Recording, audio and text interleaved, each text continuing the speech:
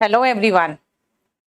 बेटा मैंने लोड कर दिया था, कंफ्यूजिंग एडजेक्टिव लोड कर दिया बेटा, एक बार देख लेना, है ना। जैसे कंफ्यूजिंग नाउन लोड किया था ना, वैसे कंफ्यूजिंग एडजेक्टिव भी आप लोगों का रिकॉर्डेड लोड हो गया है। और बेटा कंफ्यूजिंग एडजेक्टिव हो या कंफ्यूजिंग नाउन हो, उनको आप वोकैबुलरी मान के ही करना, ठीक है ना। वो वोकैबुलरी है और कुछ नहीं, क्योंकि अगर आप पूरा नाउन एंड पूरा एडजेक्टिव अगर करा दो, मैं देखो साउंड नहीं आ रहा, जा देख लो एक बार, तो पूरा नाउन और पूरा एडजेक्टिव करा दूं मैं मिला के, तो वो तो पूरा वोकैबुलरी खत्म हो जाएगा, है ना। तो वो देख लेना।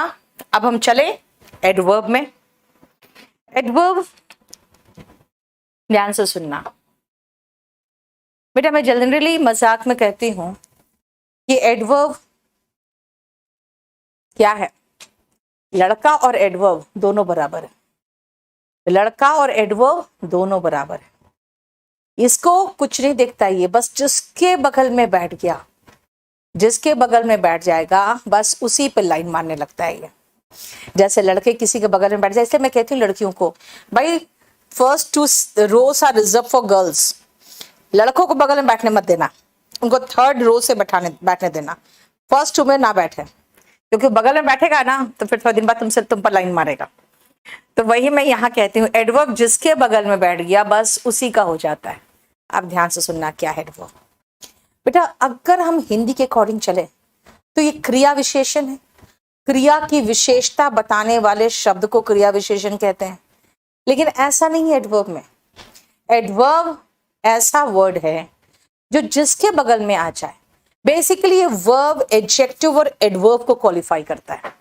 ज्यादातर देखा जाए तो ये वर्ब एडजेक्टिव और एडवर्ब को क्वालिफाई करेगा, लेकिन एडवर्ब जिसके बगल में बैठेगा उसी को क्वालिफाई करने लगेगा।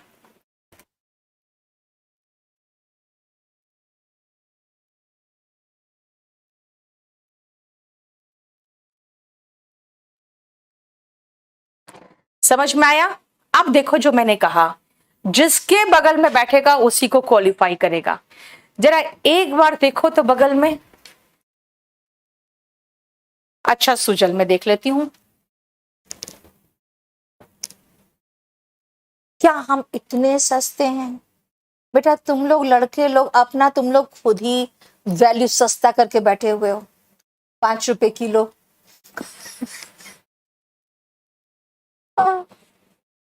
कृति गुप्ता करिए हाँ। चलो जल्दी से देखो तो फटाफट।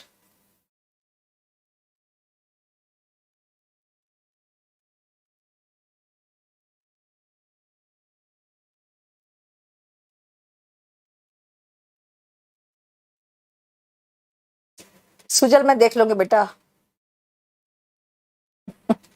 देख लिया? पेज नंबर क्या है यार? एडवर्ब चैप्टर खोजो ना, आगे कंटेंट्स में नंबर लिखा होगा। हाँ अंकिता भी कह रही है सही कहा। हाँ, सुनो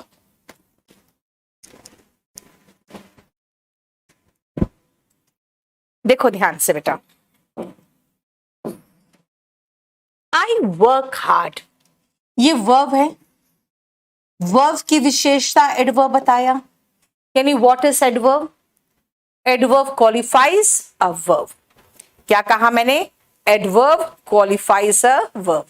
बेटा तुम लोग है ना यहीं पर बिलबिलाते रहते हो खाली मैसेज में, आ जाओ यहाँ पे ऑफलाइन, फिर तुम लोग को याद समझ में आएगा कि तुम लोग कितने सस्ते हो। मैं क्लास में लड़कों का बिल्कुल मान मर्दन करके रखती हूँ, उनकी ऐसी तैसी बेइज्जती करती हूँ, ठीक है। और सब शांति से पढ़ते, उनको पता है कुछ नहीं कर सकते, है ना। हाँ क्लास नोट सही है, इसीलिए एकदम शांति से पढ़ो, ज्यादा उछल कूद मत मचाओ यहाँ पे। सुनो, वर्ब की विशेषता एडवर्ब है, एडवर्ब बताया। अब सुनो, अगर हार्ड एडवर्ब है तो पूछोगे कितना हार्ड? Very hard. यानी ये जो वेरी है ये खुद एडवर्ब की विशेषता बताया। देखो एडवर्ब किसकी विशेषता बताया? वर्ब की। सेकंड में एडवर्ब किसकी विशेषता बताया? खुद एडवर्ब की, ठीक है। तीसरा, he is very smart, she is very beautiful, ये एडजेक्टिव है। एडजेक्टिव की विशेषता कौन बताया? खुद एडवर्ब। एडजेक्टिव की विशेषता कौन बताएगा? खुद एडवर्ब। एडजेक्टिव की विशेषता एडवर्ब बताएगा। देखो 3 में ही 3 खत्म हो गया। वर्ब, एडवर्ब, देखो एडवर्ब, वर्ब और एडजेक्टिव। कई बार ऐसा होता है कि ठीक है, नाउन या प्रोनाउन की संख्या, मात्रा, क्वालिटी, क्वांटिटी, ये सब बताता है एडजेक्टिव, है ना। लेकिन अगर मैं कहूं ओनली राहुल, यानी राहुल को अलग थलग कर दिया, इवन शी यानी शी को अलग थलग कर दिया, भाई नाउन या प्रोनाउन के लिए भी एडवर्ब आ रहा है। देखो ना, यही तो पंगा है। मैंने क्या कहा भाई, जिसके बगल में बैठ जाओगे उसी का हो गया। वो जिसके बगल में बैठा उसी को क्वालिफाई कर रहा है वो, है ना। जिसके बगल में बैठा उसी को क्वालिफाई कर रहा है। समझ में आया? कल मेरा नया बैच शुरू हो रहा है ऑफलाइन, आ जाओ ऑफलाइन, फिर तुम लोग को पता चलेगा कि तुम लोग को मैं कितना तंग करती हूँ। अभी तो तुम लोग दूर हो ना, दूर पे ज्यादा तुम लोग खिंचाई नहीं कर सकते। चलो, द फैन इज ओवर, बेटा ये पोजीशन बताया ना, पोजीशन बताने वाले शब्द को प्रेपोजिशन कहते हैं। एग्जैक्टली ओवर, देखो एडवर्ब प्रेपोजिशन को भी क्वालिफाई कर रहा है। भाई एडवर्ब प्रेपोजिशन के बगल में आया तो वो प्रेपोजिशन को क्वालिफाई कर रहा है। देखो, अब आओ ध्यान से देखना। आई लाइक हिम, बेटा एक सेंटेंस है। ही इज ऑनेस्ट, दूसरा सेंटेंस है। दो वाक्यों को कौन जोड़ता है? जोड़ने वाले को हम कंजंक्शन कहते हैं। पोजीशन बताने वाले वर्ड को प्रेपोजिशन कहते हैं, ठीक है। और जोड़ने वाले वर्ड को हम कंजंक्शन कहते हैं। नहीं बेटा, मैं जयपुर नहीं आऊंगी पढ़ाने के लिए, लेकिन हाँ हर सैटरडे की कोशिश मेरी रहेगी कि मैं जाकर वहां आप लोग से मिल लूं, ठीक है। वहां प्रथम, अजय राणा को, मतलब सब दिल्ली वाली टीम को ही भेज दिया मैंने। देखो, I like him, he is honest, इन दोनों को जोड़ा है कंजंक्शन से। और कंजंक्शन को भी क्वालिफाई किसने किया? एडवर्ब। भाई ये क्या बता रही हूं मैं कह रही हूं verb, adverb, adjective, noun, pronoun, preposition, conjunction, सबको क्वालिफाई कर रहा है। लेकिन एडजेक्टिव किसको क्वालिफाई करता है? बेटा नाउन और प्रोनाउन को। ध्यान रखना, 17 वर्ब से जिनके बाद एडजेक्टिव आता है और बाकी सब के बाद एडवर्ब आता है।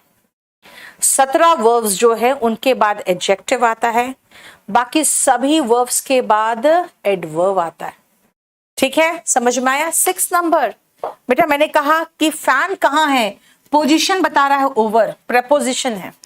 प्रेपोजिशन को क्वालिफाई किसने किया? एडवर्ब किया। देखो एग्जैक्टली ओवर, ठीक तुम्हारे बेड के ऊपर है। ओके नरेंद्र, आज तो धनखड़ से गए हुए हैं वहां पे क्लास, आज डेमो लेके आए वापस, ठीक है। समझ में आया? अब सुनो ध्यान से, फिर आगे चलते हैं। सैडली, जैसे मैंने कहा सैडली, समझ में आ गया ना?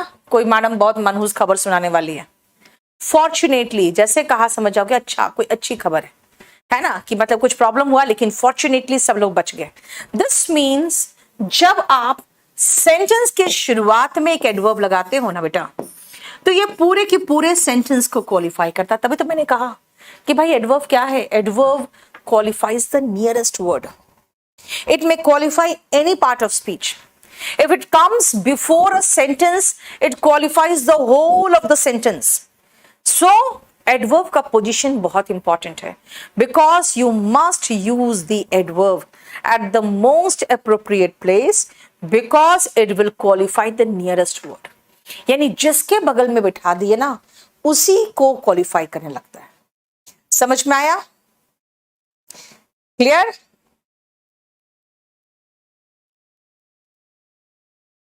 क्लियर? थैंक यू अभय। अब जरा देखो बेटा, पोजीशन ऑफ एडवर्ब क्या है, और जो मैंने आपको कहा है बस उसको सोच के चलना। अब एडवर्ब के पोजीशन को पहले आप 1 से लेकर 7 तक देखो, फिर मैं समझाती हूं आपको।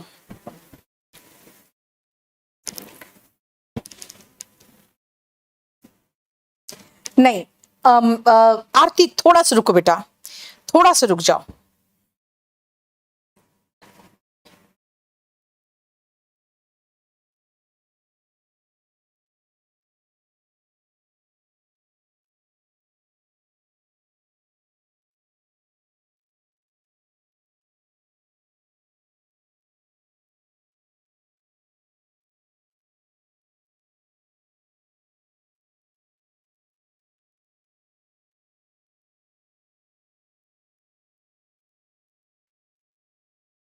ठीक है, जरा देखो फटाफट, अभी किसके बाद एडजेक्टिव आएगा और किसके बाद एडवर्ब आएगा, उसको बिल्कुल अभी मत करो, छेड़ो मत। एक बार एडवर्ब चैप्टर खत्म करने तो सब क्लियर हो जाएगा।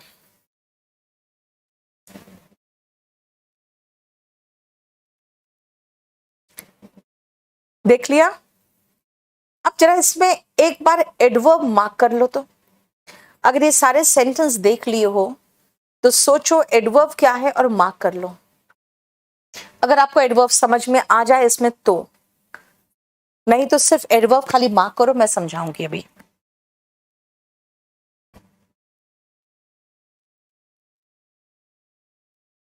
देख लिया? अब सुनो,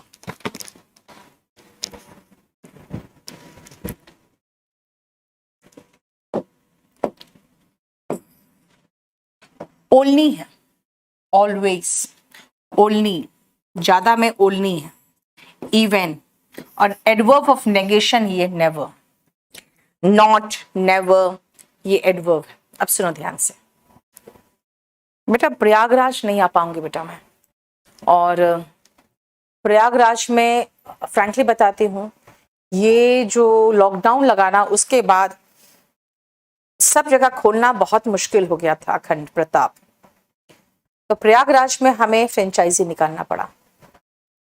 ठीक है, तो प्रयागराज हो, लखनऊ हो, नहीं खोल पाई, क्योंकि आप खुद सोचो ना, सब जगह के लैंडलॉर्ड्स जो है ना कोऑपरेट नहीं करते हैं। गाजियाबाद हम खोल ही नहीं पाए, इंदौर नहीं खोल पाए अभी, क्योंकि लॉकडाउन के बाद क्या है ना बेटा, अब सब जगह का ये है कि नहीं आप पूरे लॉकडाउन का रेंट पे करिए। पूरा लॉकडाउन यार 1 आध महीने का हो तो कोई सोचे भी, 1.5 साल का लॉकडाउन कैसे कोई झेलेगा। और प्रथम जानते हो बेटा, ब्रांच खोलना आसान होता है, वहां पे बेस्ट ऑफ द टीचर्स भेजना बहुत मुश्किल होता है। ठीक है, क्योंकि टीचर्स बेस्ट नहीं भेजोगे तो फिर फायदा क्या है। अच्छा, दूसरी बात है कि हर जगह मॉनिटर करना भी मुश्किल हो जाता है। ठीक है, और मैं आपको सही समझाती हूँ एक चीज, आपको रिजल्ट अच्छा देना है, आप दिल्ली आ जाओ, और नहीं आ सकते हो तो आप ऑनलाइन पढ़ लो, क्योंकि जो लोकल इंस्टीट्यूट्स है ना बेटा, लोकल इंस्टीट्यूट, जैसे मैंने आगरा गई थी, मैं आपको फ्रैंकली बताती हूँ, आगरा हमने बंद कर दिया था क्योंकि आपको पता है रिसेशन में सब जगह में प्रॉब्लम हो रहा था। हाँ, पटना में ऑफलाइन क्लास बहुत अच्छा चल रहा है बेटा, क्योंकि वहाँ 6 महीना तक लगातार मैं गई, फिर वहां पे बहुत अच्छे से मैनेज कर दिया मैंने, पटना बहुत अच्छा से मैनेज कर दिया। आगरा में मैंने एक चीज मार्क किया, मुझे लगता था कि यार मेरा ही लॉस हुआ आगरा बंद करके। जब इस बार गई हूँ ना सेमिनार में, मुझे लगा कि यार मेरा क्या लॉस होगा, वहां के बच्चों का भयंकर लॉस हुआ है। आपको पता है बच्चों की क्या हालत है वहां पे, मतलब यूपीएसआई, यूपी कांस्टेबल, लेखपाल, इसके ऊपर तो सोचते ही नहीं है। एसएससी सोचते नहीं है, जबकि एसएससी हर साल वैकेंसी निकलता है। यूपीएसआई का वैकेंसी कितना निकला और कितना क्या चला है तुम लोग को अच्छे से पता होगा, है ना। लेखपाल की वैकेंसी 5 साल के बाद आई। ठीक है, जैसे जयपुर में, राजस्थान में पटवार का तो पता नहीं 4 साल से पटवारी सुन रहे हैं, आ रहा है। तो ये लोकल वैकेंसीज ने सिर्फ मूर्ख बना कर रखा हुआ है सब जगह पे। और बच्चे क्या है ना, सिर्फ एक इंग्लिश पढ़ ले, नहीं पढ़ते, बस लोकल वैकेंसीज में है, कांस्टेबल बनने को तैयार बैठे हुए हैं। और बच्चे इतने इनोसेंट, में क्या बताऊं, उन लोगों को कुछ नहीं पता है। जो जितना बातें फेंक के मार देगा उतना ही उनके दीवाने हो जाते हैं, वो कंटेंट्स क्वालिटी नहीं देख पाते हैं। तो वहां पे अभी जाके खोला है, और वो भी खासकर जब मैंने देखा कि रंजीत यादव सर बहुत अच्छा जीएस पढ़ाते हैं, तब उन पे भरोसा करके फिर मैंने उनके साथ वहां पे हाथ मिलाया, क्योंकि अब क्या है ना, अब मैं ऐसे ही किसी बिजनेसमैन को नहीं दे सकती। ठीक है, अगर कोई बहुत अच्छा टीचर है वो मेरे साथ आना चाहता है तब भले मैं सोच सकती हूँ केडी कैंपस का वहां पे, अदरवाइज मुझे पता है बहुत मुश्किल है क्वालिटी देना, जानते हो हर जगह पे बहुत मुश्किल होता है, क्योंकि अच्छे टीचर्स की स्केर्सिटी है, अच्छा टीचर बहुत मुश्किल है मिलना। चलो मैंने मार्क कर दिया ओनली। अब सुनो मीनिंग, सुनना बहुत विचित्र मीनिंग। एक सेकंड रुकोगे बेटा, एक सेकंड।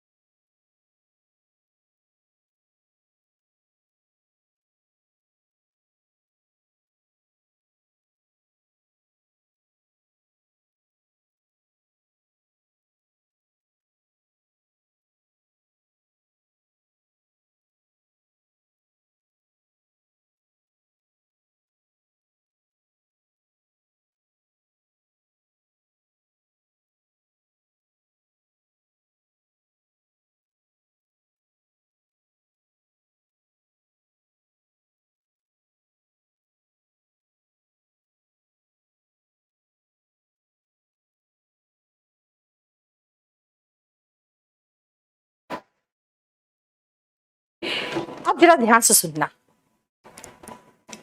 एक सप्ताह पहले वो सिर्फ मर गया, बेचारा एक तो मर गया और कह रहे क्या, एक सप्ताह पहले सिर्फ मर गया। भाई सिर्फ नहीं मर गया, आप कहोगे वो सिर्फ एक सप्ताह पहले ही गुजर गया, सिर्फ एक सप्ताह पहले ही उसका देहांत हुआ, ये कहोगे ना।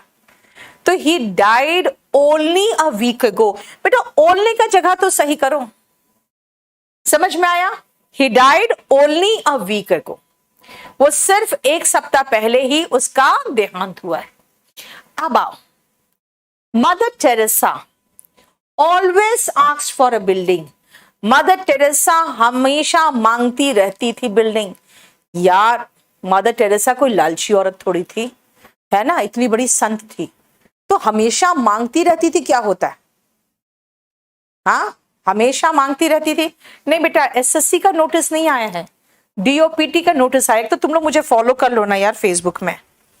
हाँ डीओपीटी का नोटिस आया है कि सारे डिपार्टमेंट अब अपना अपना वैकेंसी निकालेंगे। बेटा ये जो हंगामा हुआ है ना उसके बाद थोड़ा सा इन लोगों ने इस चीज को लिया है सीरियसली। अब अभी हमें नहीं पता क्या होगा। इंटरनेट सेवा बंद हो जाने से हम लोगों को बहुत दिक्कत हो रही है। बेटा तुम लोग को दिक्कत इसलिए हो रही है क्योंकि पूरा इंटरनेट सेवा वहां बंद हो गया। 70,000 वैकेंसी फिल करेंगे मुझे पता है बेटा, वो मैंने देख लिया है। मैंने दोपहर में फेसबुक अपडेट कर दिया था, तो मेरा फेसबुक नहीं देखोगे तो आप लोग यही प्रॉब्लम होगा। चलो नेक्स्ट सुनो ध्यान से। मदर टेरेसा हमेशा मांगती रहती थी, ये गलत है बेटा। Mother Teresa asked for a building where she could always take the homeless and orphans, जहां वो हमेशा ले जा सके जो जिनका घर नहीं है, जो ऑफन है ना, जहां पे वो वैसे लोगों को ले जा सके। राइट समझ में आया? देखो फिर थर्ड में आओ,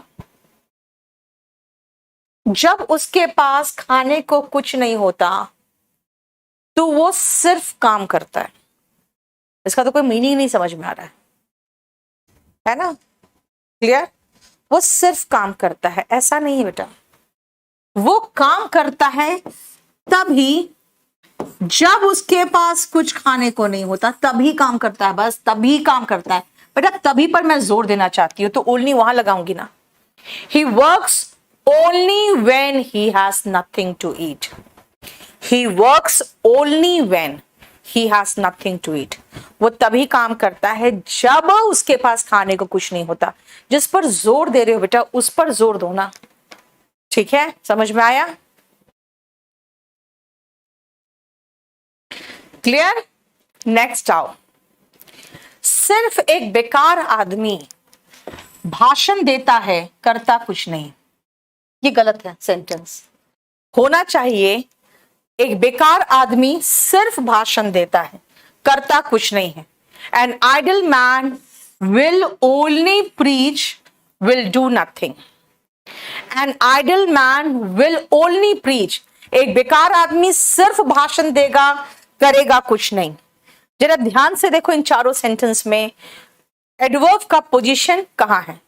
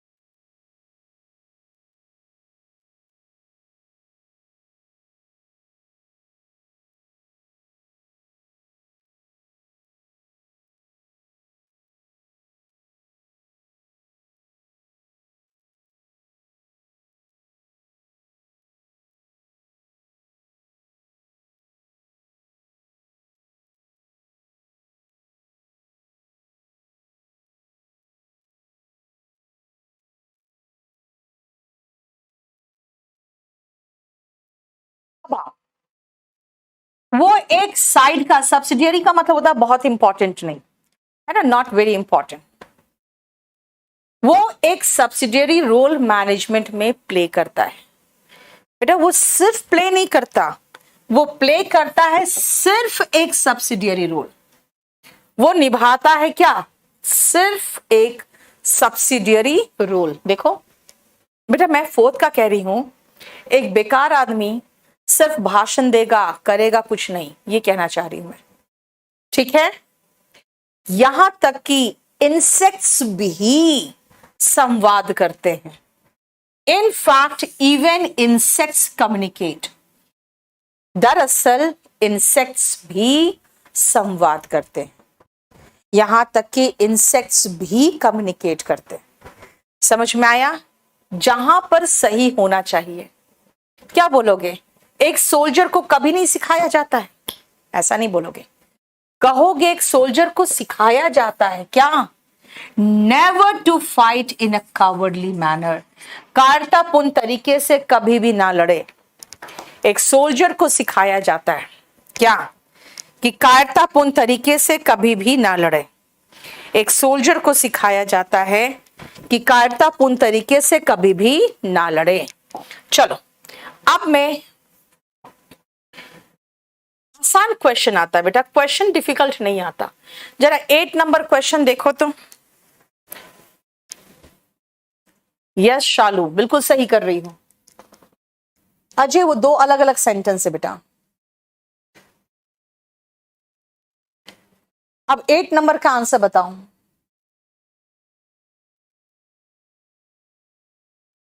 इनफैक्ट क्या है? इनफैक्ट दरअसल हुआ वहां पे, और वो भी एक एडवर्ब ही है अगर आप वहां देखो तो।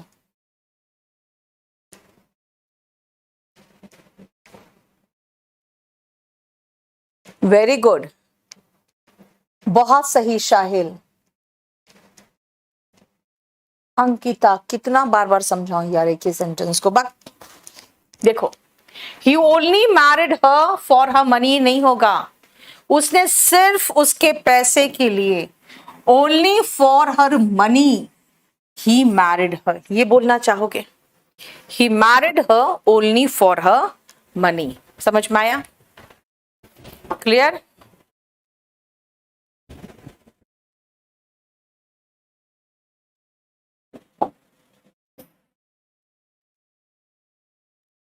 देखो और जो सेंटेंस वास्तविकता में दिया हुआ था ना, देखें, वो 1 से लेकर 7 तक है, और एक्चुअली उसकी मीनिंग होनी क्या चाहिए थी, आंसर्स की मीनिंग होनी क्या चाहिए थी, ये देखो। सही जगह बिठाओगे तो क्वेश्चन का जो मीनिंग निकल रहा था वो ये निकल रहा था, वो 1 सप्ताह पहले सिर्फ मर गया, जबकि मीनिंग निकलना चाहिए था वो सिर्फ 1 सप्ताह पहले ही गुजर गया। देखो, मदर टेरेसा एक बिल्डिंग हमेशा मांगा करती थी, गलत है। मदर टेरेसा ने एक बिल्डिंग की मांग की जहां वो हमेशा बेघर और अनाथ को ले जा सके, ठीक है। तीसरा देखो, जब उसके पास खाने को कुछ नहीं होता तब वह सिर्फ काम करता है, गलत है। जब उसके पास खाने को कुछ नहीं होता वो सिर्फ तभी काम करता है। फोर्थ, सिर्फ एक निकम्मा आदमी उपदेश देता है, करता कुछ नहीं। नहीं, ऐसा नहीं है। बोलना चाहोगे एक निकम्मा आदमी सिर्फ उपदेश ही देता है, कुछ करता उरता नहीं। फिफ्थ में, वो मैनेजमेंट में सहायक भूमिका सिर्फ निभाता है, नहीं। आप बोलना चाहोगे वो मैनेजमेंट में सिर्फ सहायक भूमिका निभाता है, मेन नहीं है वो, इसका कोई बहुत ज्यादा मेन रोल नहीं है। सिक्स देखो, यहां तक कि दरअसल कीट संवाद करते, नहीं, ऐसी बात नहीं है। कहना चाहोगे दरअसल कीट यानी कि इंसेक्ट्स भी कम्युनिकेट करते। 7 देखो, एक सैनिक को कायरतापूर्ण तरीके से लड़ना कभी भी नहीं सिखाया जाता, ऐसा नहीं है। एक सैनिक को सिखाया जाता है कि वो कायरतापूर्ण तरीके से कभी भी ना लड़े। ध्यान से देखो, जो आंसर्स है ना, हिंदी में वही सेंटेंस सही है। अब इंग्लिश वाले सेंटेंस का जब मैंने हिंदी किया तो कितना वाहियात सेंटेंस बना, वो 1 सप्ताह पहले सिर्फ मर गया, ये क्या होता है? समझ में आया?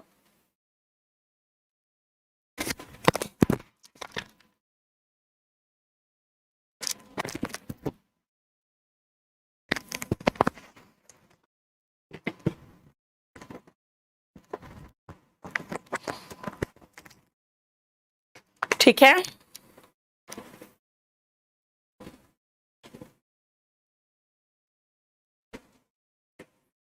चलो, अब जो सिखाया मैंने उसी पर बेस्ड मैं आपको 3-4 सिर्फ ट्रांसलेशन दे रही हूं। आप जरा सही तरीके से तो एडवर्ब लगा के दिखाना तो।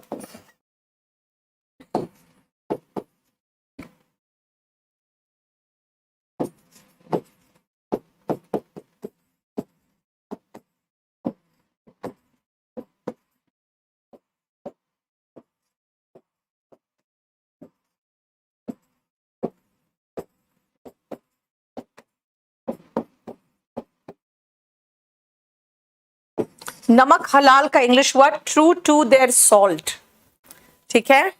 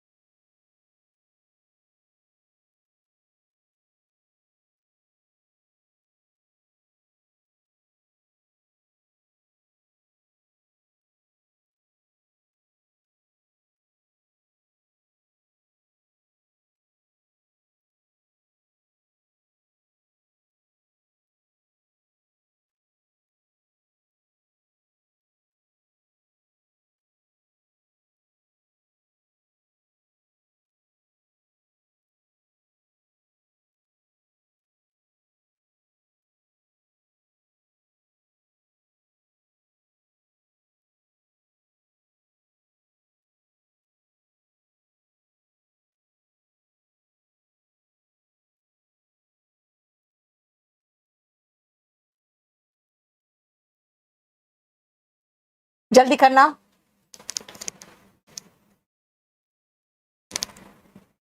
सचिन, नहीं बेटा, सिर्फ उसके पैसे के लिए, ओनली फॉर हर मनी, ये होगा। शालू, वेरी गुड। ऐसे विद्वान बेटा, जीनियस,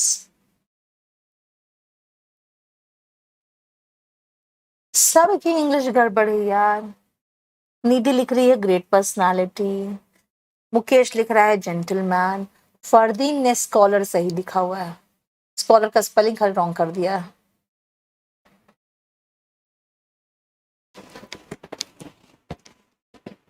यहां तक की शायद छोटी वाली ई हो गई है। जानवर भी नमक हलाल होते हैं, इवन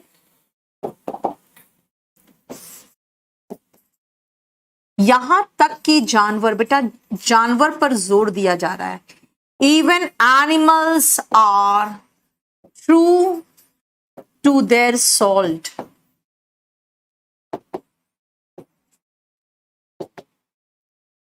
एनिमल्स पर जोर देना है तो एनिमल्स के बगल में लगाओगे इवन, यहां तक कि इवन। सिर्फ कुछ लोगों को ही मैंने आमंत्रित किया है। आई हैव इनवाइटेड सिर्फ कुछ लोगों को, ओनली अ फ्यू पीपल। देखो ओनली कहां आएगा भाई, सिर्फ कुछ लोगों के बगल में, सही जगह आना चाहिए ना। मैं कभी भी ऐसे विद्वान से नहीं मिला हूं। आई हैव नेवर मेट, मिलने से रिलेटेड है भाई, नहीं मिला हूं। आई हैव नेवर मेट ऐसे विद्वान आदमी से, सच अ जीनियस। जिसको क्वालिफाई करना है उसके बगल में एडवर्ब आएगा, देख लो।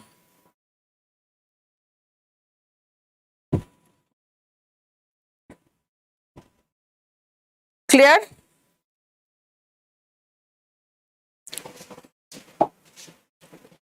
अब नेक्स्ट,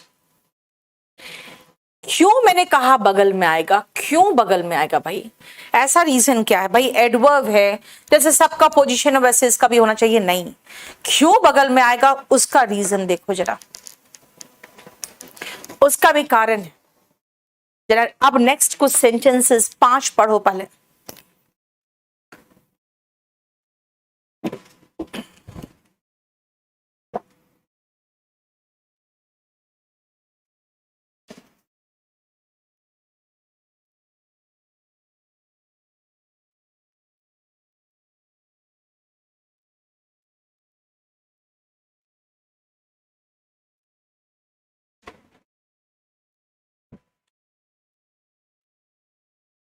नहीं बेटा, आई हैव नेवर मेट, नहीं नेवर मेट ऐसे नहीं शुरू होगा, नेवर हैव आई मेट हो जाएगा, फिर ऐसे नहीं करो।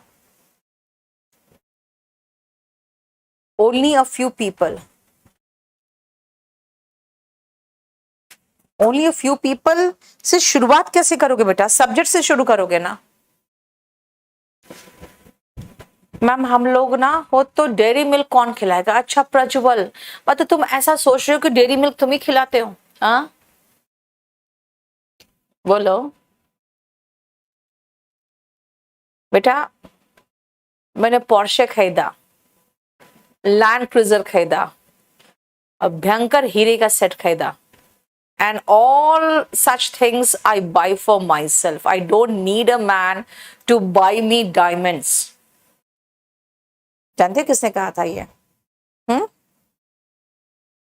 बताओ। मिस वर्ल्ड जो रही है, ठीक है, कौन रही है मिस वर्ल्ड? नहीं, मिस यूनिवर्स कौन रही है बताओ? अभिषेक बच्चन की वाइफ तो मिस वर्ल्ड रही है, मिस यूनिवर्स कौन रही थी? सोच के बताओ। उसने ये कहा था, I don't need a man two by me diamonds, ठीक है, सुष्मिता सेन, राइट? तो मैं भी कह रही हूं, we don't need men to buy us क्या ये चॉकलेट के लिए कह रहा है यार, चॉकलेट डेयरी मिल्क, यार क्या बात करते हो। हाँ, डेयरी मिल्क खाने के लिए हमें कोई आदमी चाहिए जो मुझे डेयरी मिल्क खिलाएगा। हट।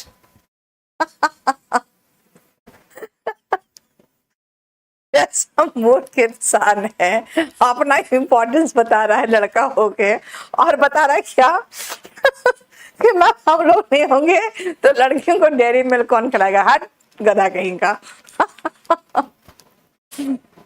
We don't need a man to buy us even diamonds, even Porsche, even Land Cruiser, even a house.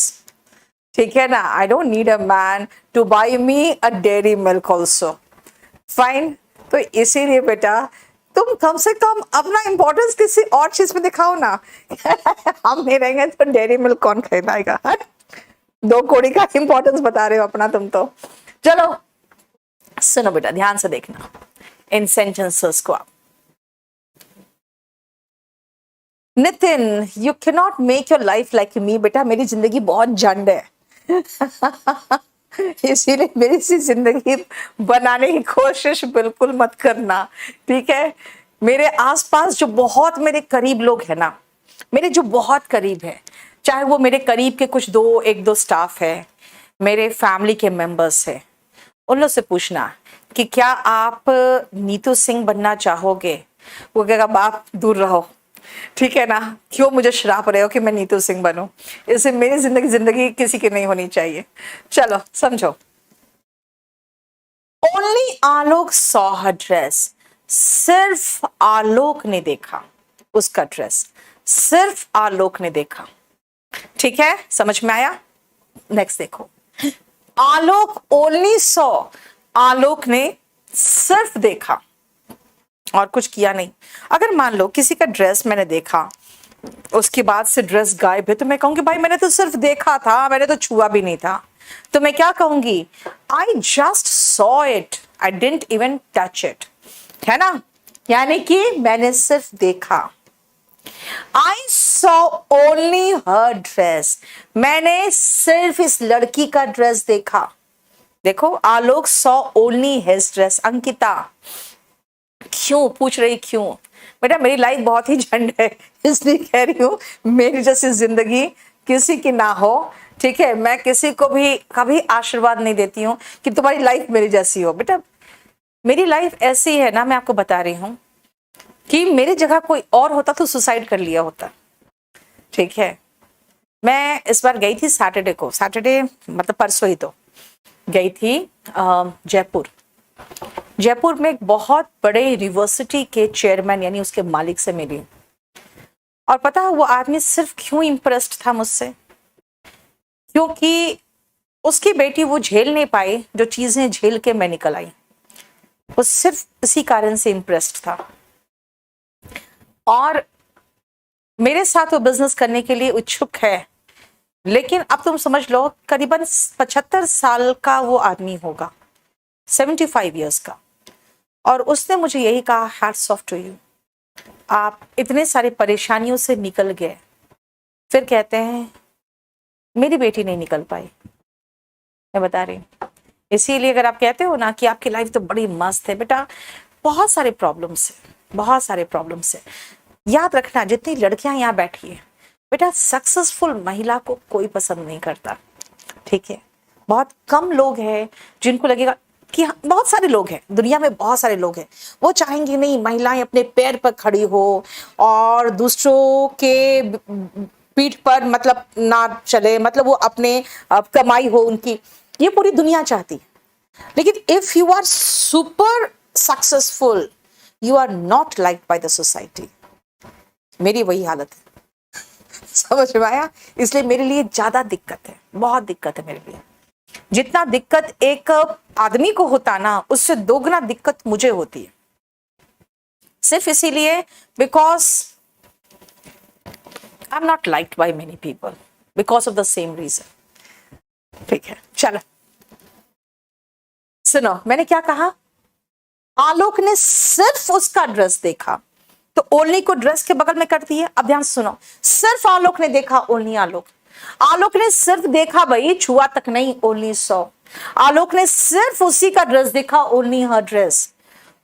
आलोक ने वो ड्रेस देखा जो एकमात्र उसके पास था, उसके पास पूरा मिला जुला के एक ही ड्रेस था। तो क्या कहोगे, आलोक सॉ हर ओनली ड्रेस। देखो, और अगर आप कहोगे भाई गहने क्या पहन रखी थी वो, है ना, और घड़ी कैसा था, मैं कहूंगी मुझे नहीं पता, मैंने सिर्फ ड्रेस देखा। I saw her dress only, सिर्फ ड्रेस देखा, इसका मतलब है कि और कुछ नहीं देखा। ठीक है, समझ में आया? क्लियर?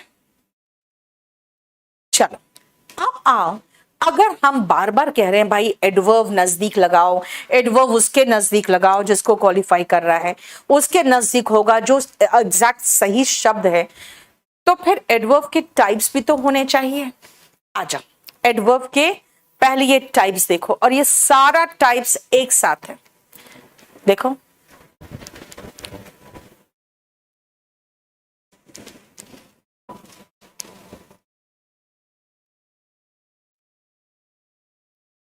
नहीं धीरज, सेम नहीं है बेटा। ओनली हर ड्रेस का मतलब है सिर्फ उसका ड्रेस। ओनली हर ड्रेस मतलब है सिर्फ उस लड़की का ड्रेस और किसी का ड्रेस नहीं। 5 कह रहा है सिर्फ ड्रेस देखा और कुछ नहीं।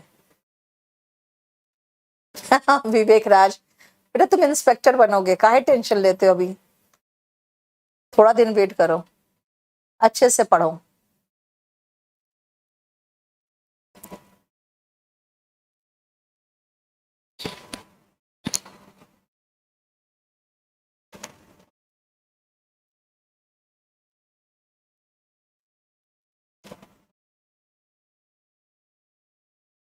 देख लिया? अब सुनना, आपको प्रोनाउन मैंने पढ़ाया है ना, है ना? अब जब प्रोनाउन पढ़ाया था बेटा, याद है मैंने कहा था सारा WH फैमिली यहीं खत्म करो, यानी ये सारा WH फैमिली, और ये आपको याद है मैंने WH फैमिली में ही फिनिश कर दिया है। यानी कि इंट्रोगेटिव एडवर्ब और रिलेटिव एडवर्ब मैंने उसी में कहा था, हु, हुज, whom और which, ये 4 एडवर्ब है। लेकिन मैंने कहा था भाई वाई, वेयर, हाउ, ये सब भी खत्म कर लो, तो वो सारा हमने वहीं पर खत्म करके हटा दिया है, इसीलिए 7 और 8 फिर से हम नहीं पढ़ेंगे। अब आते हैं एडवर्ब ऑफ टाइम। टाइम बताएगा यस्टरडे, बिफोर, एगो, नाउ, देन, ये सब टाइम बता रहा है ना? नेक्स्ट अब फ्रीक्वेंसी, कितना जल्दी जल्दी, कितना लेट से, है ना? Often, seldom, never. ठीक है, ये फ्रीक्वेंसी यानी कि उसकी फ्रीक्वेंसी बताता है, कितना जल्दी जल्दी, कितना धीरे धीरे।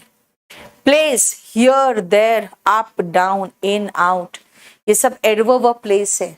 मैनर, कैसे हुआ, पोलाइटली बात करती हूं, है ना, प्रॉपरली बिहेव करता हूं, सिंसियरली काम करता हूं, ऑनेस्टली मेहनत करता हूं। देख रहे हो, ये सब बता रहा है तरीका, काम करने का तरीका। ठीक है, ओके, BSF में सब इंस्पेक्टर हो Satish, very good. Clear? Affirmation, आप श्योरली पास करोगे, आप डेफिनेटली सक्सीड करोगे, डेफिनेटली, श्योरली।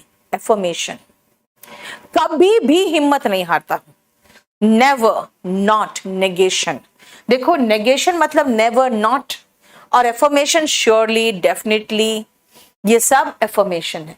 डिग्री, कितना ज्यादा, कितना कम, है ना, मतलब आई हार्डली नो हिम, मुश्किल से कुछ जानती हूँ उसके बारे में। ऑलमोस्ट डन, लगभग हो गया है, यानी ये डिग्री बता रहा है। अब देखो, ये सबको हम डिटेल में करेंगे क्योंकि इनका पोजीशन भी तो देखना है। ठीक है, पहले आप एक बार एडवर्ब ऑफ मैनर देखो।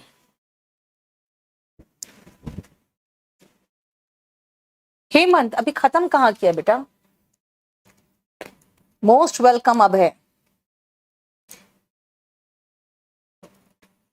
अभी थोड़ा सा दिक्कत आएगा क्योंकि अभी एडवर्ब खत्म होगा तब, फिर उसके बाद एडजेक्टिव एडवर्ब को मिला के आप कर लेना, और फिर मैं आपके क्वेश्चंस लूंगी।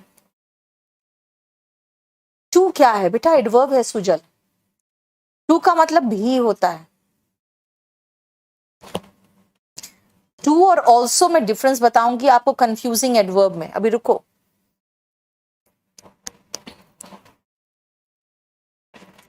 यस स्वाति, इसमें से देखो WH फैमिली वाले प्रोनाउन थे ना, 4 प्रोनाउन थे, उसके साथ मैंने सारा एडवर्ब खत्म करा दिया था, WH फैमिली एक साथ फिनिश करा दिया था। बेटा कैसे पहचानोगे हु, होम, विच, ठीक है ना, हु, हुम, विच और हुज। बेटा यही 4 ही तो है जो जो प्रोनाउन था। कंपल्सरी इंग्लिश की क्लास स्टार्ट हो गई। शशांक इस बार 23 तारीख से जो स्पोकन होगा बस उसी के साथ कंपल्सरी भी शुरू होगा।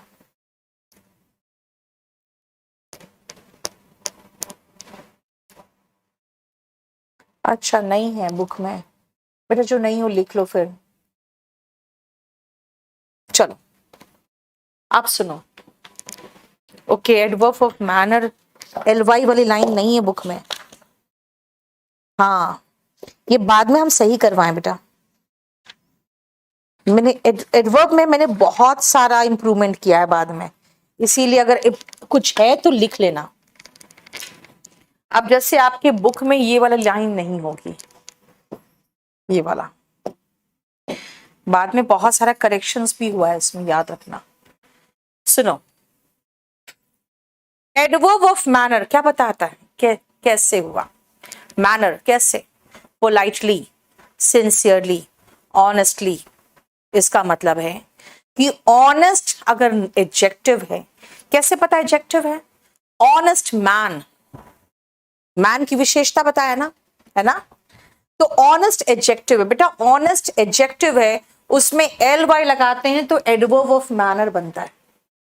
यानी एडजेक्टिव में LY लगाते हैं तो एडवर्ब ऑफ मैनर बनता है। कैसा एडजेक्टिव, एडजेक्टिव ऑफ क्वालिटी। सबसे पहले मैं जो इस पॉइंट पे आपको 3 ट्रांसलेशन दे रही हूं,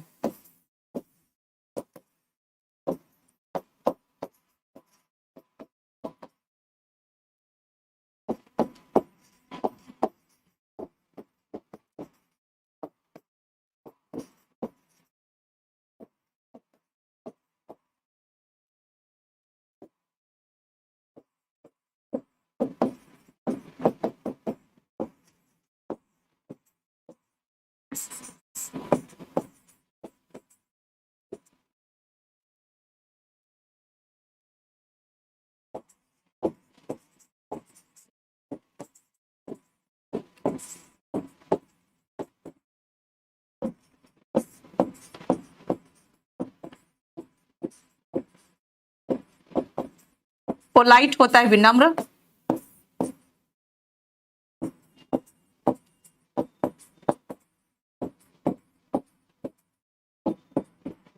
चलो दिखाओ तो बना के।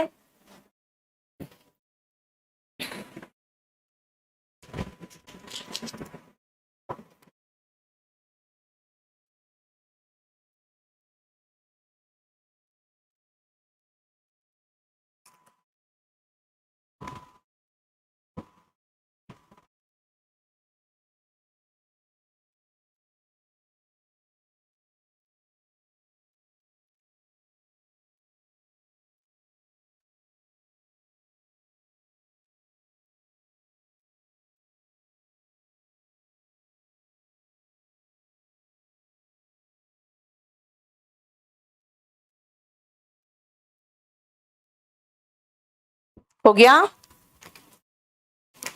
जल्दी करना फटाफट। अब हम लोग वो क्या भी तो करना है। विथ मत लगाना शालू, विथ मत लगाना, विथ लगाओगे तब तो फिर आपको नाउन लगाना पड़ेगा साथ में, विथ के साथ एडवर्ब नहीं आता। वेरी गुड, शालू ने तुरंत सही अपना करके भेज दिया।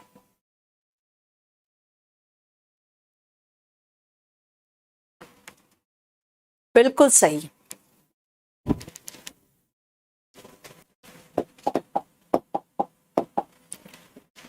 वह ईमानदार है, ही इज ऑनेस्ट, देखो ही इज ऑनेस्ट, वो ईमानदार है। ही इज ऑनेस्ट। बेटा देखो, ट्रांसलेशन तो मैं थोड़ा बहुत इसलिए करा देती हूँ, सिर्फ देखना चाहती हूँ कि आप समझ रहे हो कि नहीं, ठीक है। वरना ट्रांसलेशन के लिए फिर आप स्पोकन इंग्लिश देख लेना, क्योंकि अब कहोगे और ट्रांसलेशन दो तो बेटा फिर मैं सिलेबस ही कंप्लीट नहीं करा पाऊंगी, है ना। सिर्फ देखना चाहती हूँ आप समझ रहे हो कि नहीं। देखो, इस लड़के की विशेषता बताया तो ये एडजेक्टिव है, लेकिन मैंने कहा कि एडजेक्टिव में एल वाई लगाकर वर्ब की विशेषता बता सकते हैं, और वर्ब की विशेषता कौन बताता है? एडवर्ब। वह ईमानदारी, मैं ईमानदारी से काम करती हूं, आई वर्क। अब इस वर्ब की विशेषता चाहिए तो मुझे एडवर्ब चाहिए, ऑनेस्टली। वही तो मैंने बताया कि ऑनेस्ट एडजेक्टिव में एल वाई लगाते हैं तो ये एडवर्ब बन जाता है, और वर्ब की विशेषता तो एडवर्ब बताता है। देखो, तुम एक विनम्र लड़के हो, you are a polite boy, you are a polite boy. और तुम विनम्रता पूर्वक व्यवहार करते हो, यू बिहेव पोलाइटली। देखो,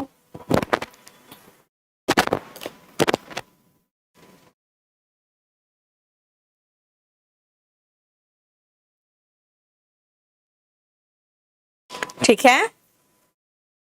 बिहेव वर्ब है बेटा, वर्ब की विशेषता एडवर्ब बताएगा। जहां पर भी किसी नाउन या प्रोनाउन की बात करनी है, ये प्रोनाउन या नाउन की विशेषता बताने वाले शब्द को एडजेक्टिव कहते हैं। देखो, नाउन के पहले आया, और वर्ब की विशेषता बताने वाले शब्द को एडवर्ब कहते हैं। कैसे बना? ये एडजेक्टिव में एल वाई लगाकर एडवर्ब बनाया, ठीक है, क्लियर। अब नेक्स्ट पॉइंट पे आते हैं, जो इतना बार बार आप सिखा रहे हो कि भाई आप कहां आता है, तो मैंने कहा जिस शब्द को क्वालिफाई करता है उसके नजदीक आता है, लेकिन बेटा उसका अपना एग्जैक्ट पोजीशन भी होता है। नजदीक वाले शब्द को क्वालिफाई करता है, लेकिन अगर मैं पूछूं भाई आता कहां है, तो ऐसे कहना कि अगर आपको एडवर्ब ऑफ मैनर का पोजीशन चाहिए तो पहले मुझे बताइए कि इंट्रांसिटिव वर्ब है आपके पास कि ट्रांसिटिव वर्ब है। अब मैं कहूंगी भैया पहले ये तो बताओ इंट्रांसिटिव क्या है, ट्रांसिटिव क्या है। भाई, इंट्रांसिटिव वर्ब होता है जिनको ऑब्जेक्ट की जरूरत महसूस नहीं होती, बिना ऑब्जेक्ट के भी ये मीनिंग है देता है। जैसे पुलिस आ गई, द पुलिस हैव अराइव्ड, हो गया। अब इसमें कोई ऑब्जेक्ट की जरूरत तो महसूस नहीं हुई। अगर इंट्रांसिटिव वर्ब है, जैसे वो सो गया, ही स्लेप्ट, ये भी इंट्रांसिटिव वर्ब है। अगर इंट्रांसिटिव वर्ब है तो कहां आएगा? इंट्रांसिटिव वर्ब के बाद। अराइव्ड तुरंत, इमीडिएटली। कैसे सोया? बहुत गहरी नींद में, साउंडली। देखो, यानी जब आपके पास एक वर्ब हो और वर्ब की विशेषता बताने वाला एक एडवर्ब हो, ठीक है ना, तो पहले मुझे ये बताइए वर्ब कैसा है।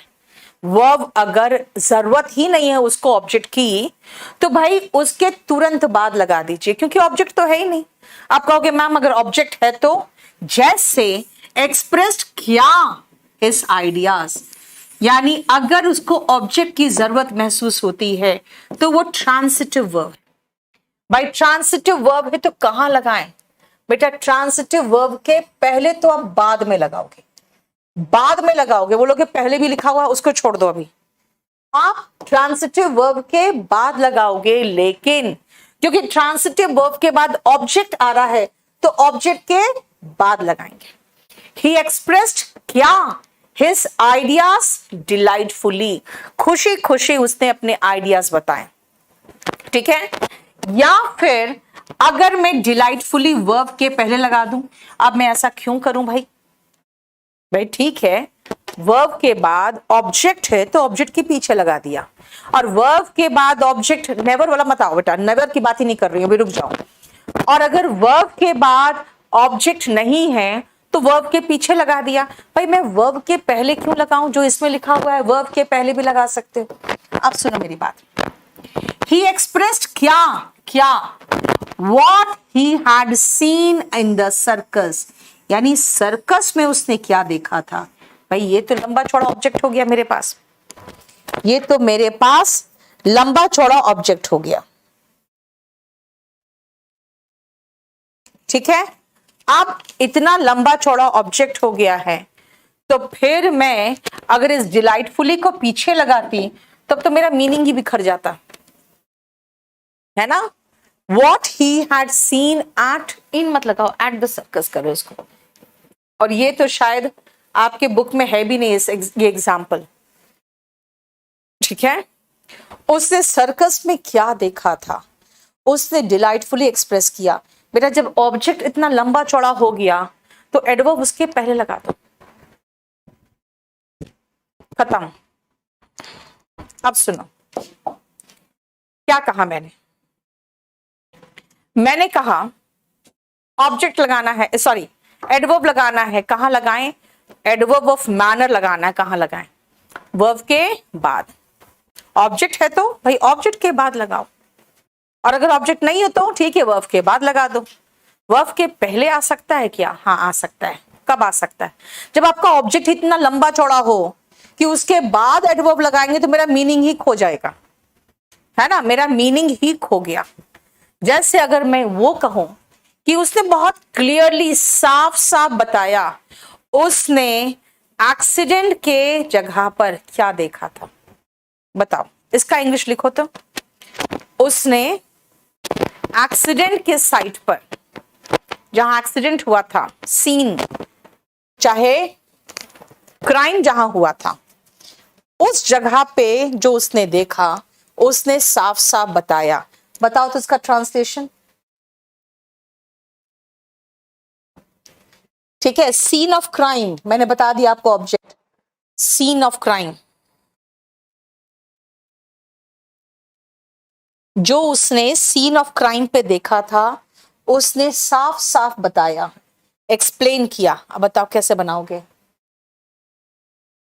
यस शालू, जो ऑब्जेक्ट बड़ा हो तभी ये तरीका यूज करते हैं।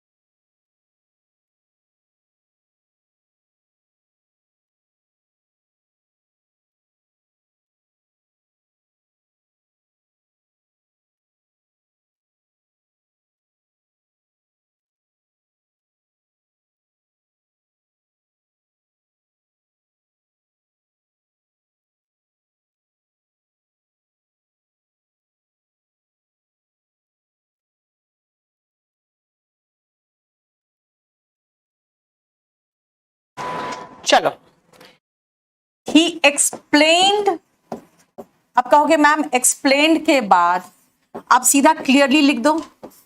भाई एक्सप्लेन के बाद बेटा सीधा दिमाग में आता है भाई एक्सप्लेन क्या, एक्सप्लेन क्या, what he had seen at the scene of crime या एक्सीडेंट साइट, जहां पे एक्सीडेंट हुआ था। अब देखो एक्सप्लेन्ड क्या, ये पूरा ऑब्जेक्ट है यार, कितना बड़ा ऑब्जेक्ट है। अब अगर यहां पे मैं क्लियरली लिखूंगी ना तब तो खुल क्लियरली किसके लिए आ रहा है, हम तो भूल गए किसके लिए आता है। अच्छा एक्सप्लेन किया है क्लियरली, इतना दूर कर दिया इससे मैंने, तो मैं क्या करूंगी, यहां से हटा के यहां करूंगी। ही क्लियरली एक्सप्लेन्ड, इसका मतलब है कि एडवर्ब वर्ब के बाद आएगा, ऑब्जेक्ट है तो ऑब्जेक्ट के बाद आएगा। लेकिन वर्ब के पहले तब आएगा जब ऑब्जेक्ट आपका इतना लंबा चौड़ा हो जा रहा है कि कॉन्टिन्यूएशन ही ब्रेक हो जा रहा है मेरा। ठीक है, बस यहीं तक आज रहने दो और हम लोग चलते हैं अब वोकैब में।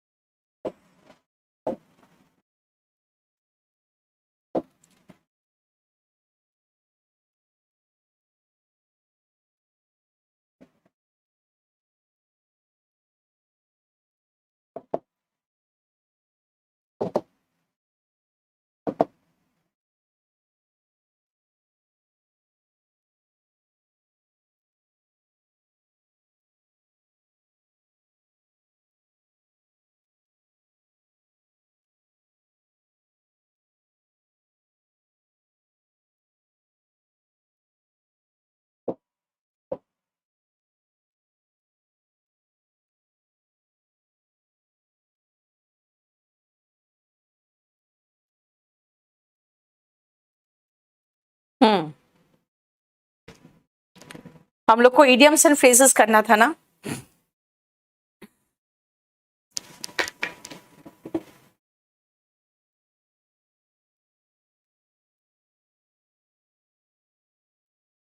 चलो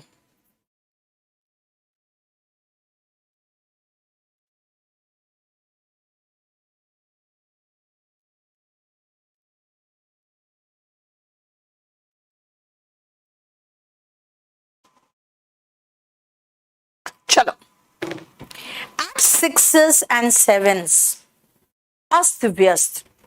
अगर मैं कहूं कि भाई ये रूम एकदम बिल्कुल डिसऑर्डरली है, एकदम कुछ यहां पर फेंका हुआ है, कुछ उधर फेंका हुआ है, मैं कहूंगी this room is at sixes and sevens. यानी देखो, in a total confusion. Synonym चाहो तो लिखते जाओ, डिसऑर्डरली। ऐसे आपको ये जब खत्म हो जाएगा तो आपको मैं दे दूंगी। chaotic,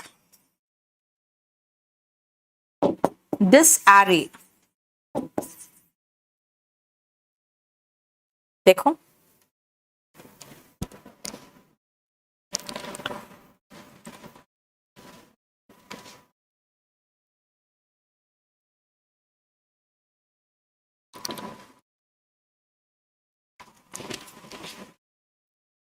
ठीक है।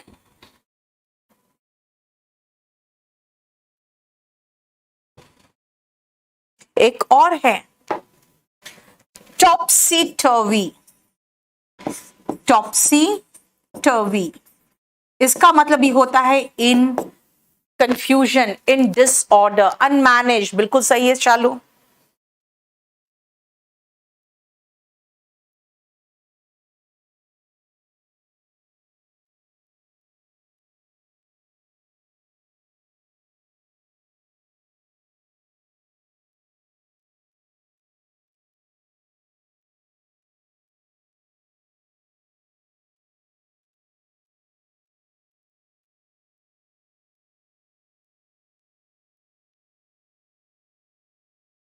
ठीक है,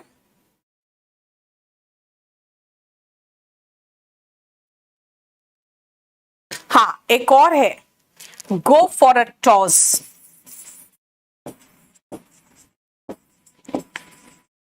my career has gone for a toss, मतलब टोटली डिसऑर्डर हो गया, एकदम केओटिक हो गया।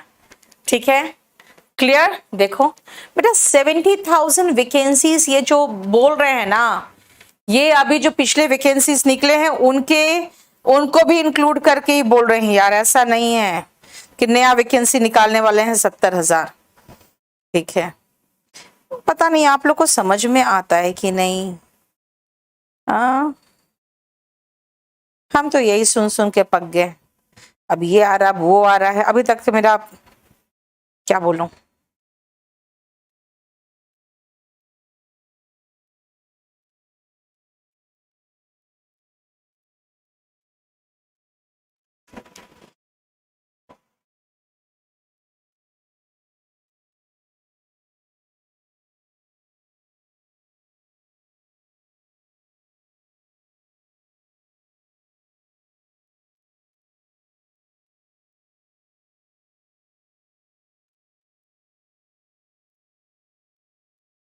कुछ पता नहीं क्या होगा।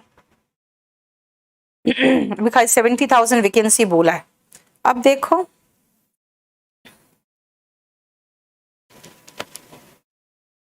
इसलिए भी पढ़ाई करो, जो कर रहे हो बस उतना करो, अभी ये सब चीज सरकार पे छोड़ दो। अब आओ नेक्स्ट, देखो मैंने क्या कहा, at 6s and 7s in a state of total confusion, disorderly हो गया, go for a toss, chaotic, disorder, topsy turvy, इन सब का मतलब है कि बिल्कुल अस्त व्यस्त है ना, गड़बड़ हालत में, ठीक है।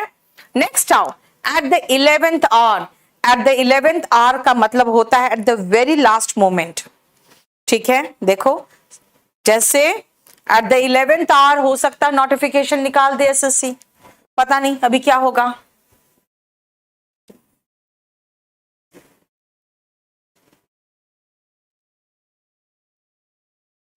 ठीक है, द वेरी लास्ट मोमेंट, ठीक है। चलो नेक्स्ट आओ, लीप इन द डार्क, बेटा अंधेरा है और आप कूद जाओगे, तो बेटा देखो तो कूदो क्या है आगे, क्या है क्या नहीं है। आप बोलोगे कि बिल्कुल बिना सोचे समझे डिसीजन ले लिया, तो he has left in the dark, something you do without being certain what will happen as a result, ठीक है ना। Decide without thinking, decide without thinking is to leap in the dark. Leap का मतलब होता है छलांग मारना, अगर आप छलांग मार दे रहे हो बिना सोचे समझे तो आप लीप इन द डार्क कर रहे हो। ऑल इन वन, जैसे आप लोग कई बार कॉम्बो में एडमिशन लेते हो, क्यों? क्योंकि आपको सब कुछ मिल जाता है एक ही साथ। ऑल इन वन का मतलब होता है कि सब कुछ एक ही बैच में, सब कुछ एक ही बुक में, सब कुछ एक ही कोर्स में, या सब कुछ एक ही जगह, है ना। इसलिए जनरली आप देखते हो मॉल जाना चाहते हो, है ना, आजकल शॉपिंग ज्यादा मॉल में होती है, क्यों? Because you get everything all in one at one place. Back to square one, जहां से शुरू किया फिर से वहां पहुंच के, back to the drawing board, इसका सिनोनिम है बेटा, है ना। Back to where one started, यानी straight to the starting point. जैसे आपका प्री निकला, फिर मेंस निकला, फिर टियर 3 अगर नहीं निकला, फिर कहोगे ma'am I will be back to square one, यानी फिर से मुझे प्री देना पड़ेगा, ठीक है। नेक्स्ट आप बैट 1000, अगर आप 1000 रन बना लेते हो तो बोलोगे मैम अगर 1000 रन बन गया तब तो फिर टीम में अपनी जगह बना ही लेंगे, है ना। इसका मतलब है to be successful. If you bat 1000 इसका मतलब है टू बी सक्सेसफुल, ट्रायम्फेंट। देखो सचिन, सब कुछ हो जाएगा बेटा, रुको ना, ठीक है। विक्टोरियस, देखो ट्रायम्फेंट विक्टोरियस, यानी कि सक्सेसफुल जिसको कहोगे। बाय द डजन, अगर मैं कहूंगी यार ऐसी ऐसी चीजों तो मुझे 10 रुपये में दर्जन मिल जाएगा, यानी कि very cheap and easily available, है ना। बाय द डजन मतलब इन लार्ज नंबर। सिनोनिम देखो myriad, मतलब in a large number, by the dozen, you can buy such things by the dozen, यानी कि दर्जनों की संख्या में तुम्हें बाजार में ये चीज मिल जाएगा। देखो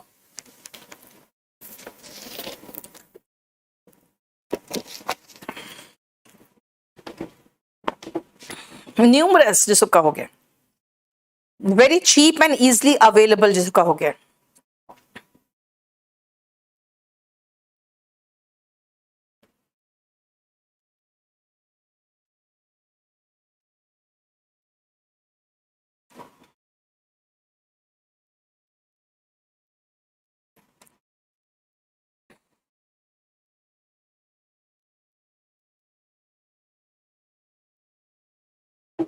नेक्स्ट आप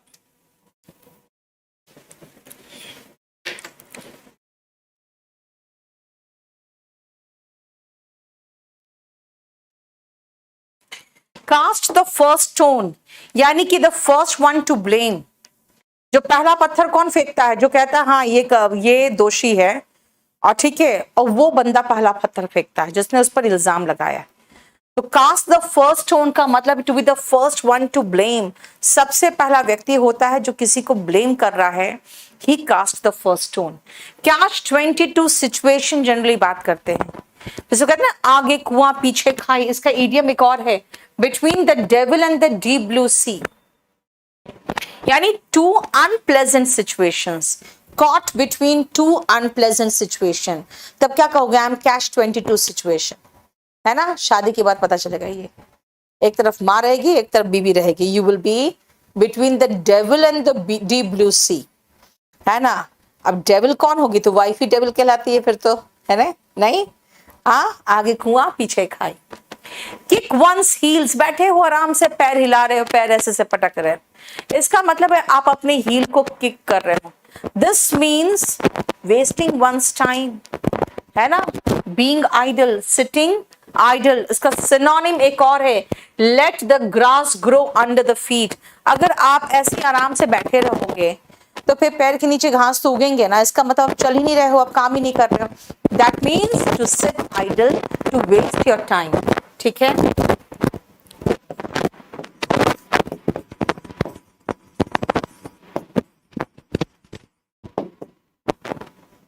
व्हील एंड वो, बेटा याद रखना, व्हील का मतलब होता है जॉय और वो का मतलब होता है सॉरो, ऐसे भी सिनोनिम में आया हुआ है, सुख दुख।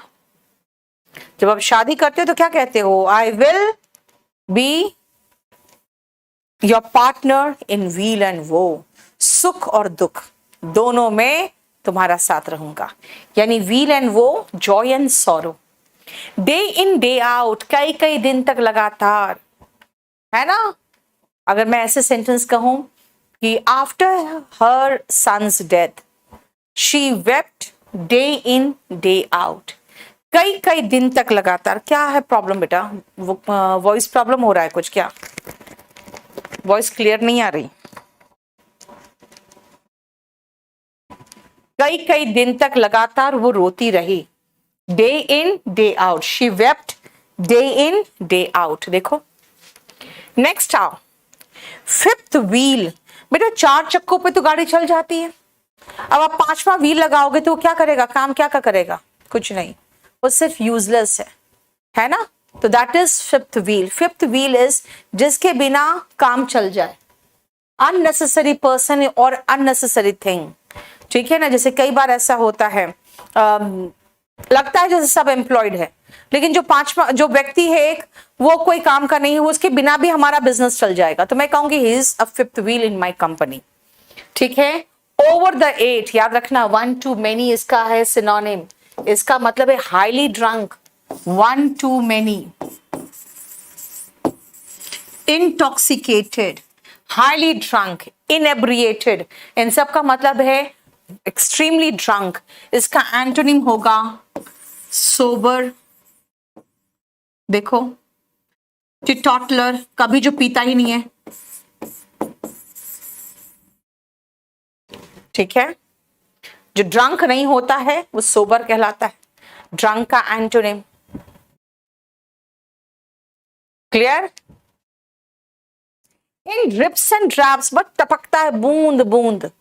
भाई कहेंगे नहीं नहीं किसानों को इतना मिल रहा है help, the help is just coming in drips and drabs, मतलब भाई थोड़ा थोड़ा, और वो भी 6 महीना साल भर के बाद 500 रुपये आ जाएगा, तो क्या करेगा वो?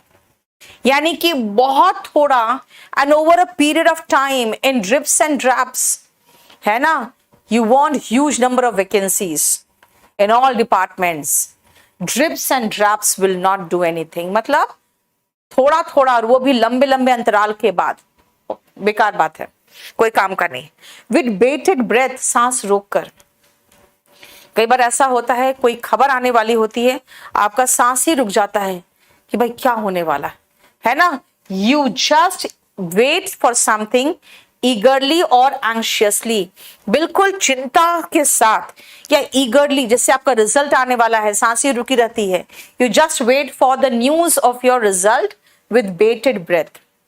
एंड क्लोवन हु, बेटा जानते हो, जैसे अब चील या ईगल के, ईगल जो कहते हैं चील को, या फिर आप हॉक है ना, बाज, उसका जो देखोगे ना पंजा ऐसे रहता है, एकदम नुकीला निकला रहता है। भाई वो ऐसा है ही ताकि वो सीधा शिकार करे, ऐसे चुभे तो चूहा के अंदर या खरगोश के अंदर ऐसे चुभ जाए, राइट। तो उसका इंटेंशन ही ईवल है। क्लोवन हूफ का मतलब ही है अ सिंबल और इंडिकेशन ऑफ ईवल, बुराई का प्रतीक, ठीक है, क्लियर। मतलब उसका इंटेंशन कभी अच्छा हो ही नहीं सकता है। He is a cloven hoof of the society, ठीक है। चलो आज इतना ही रहने दो। Thank you so much.